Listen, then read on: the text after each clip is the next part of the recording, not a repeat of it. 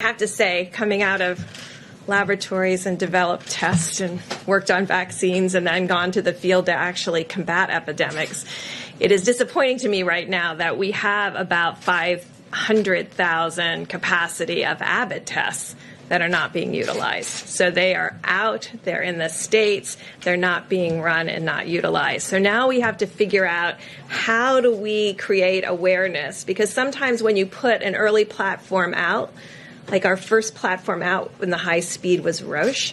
So you get that out, people get dependent on that, and then don't see that there's availability of other tests. So right now, there's over 500,000 tests sitting, capacity, that are not being utilized. So we're trying to figure out, how do we inform states about where these all are? How do we work through every laboratory association so they're aware? And how do we raise awareness so people know that there's point of care, there's Thermo Fisher, there's Abbott testing, and there's Roche. And if you add those together, that's millions of tests a week. They're not being reported. And they're not. And so those are the all. They're not being reported. Or they're not even being used. So that's what's really, so that's what we're working on. What's the reason they're being used?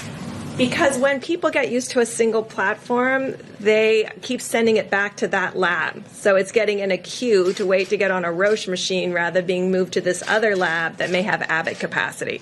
Because they're all in different laboratories. And so I think, well, actually, Admiral Giroir is figuring it out to really create some kind of visual so that every governor and every health commissioner can see all of their capacity in their countries, in their states, county by county, so that they know where the tests are. So we pushed a lot of tests out, but they're not all being utilized. And it's up to the people when they don't send them back. They use them, they don't send them back.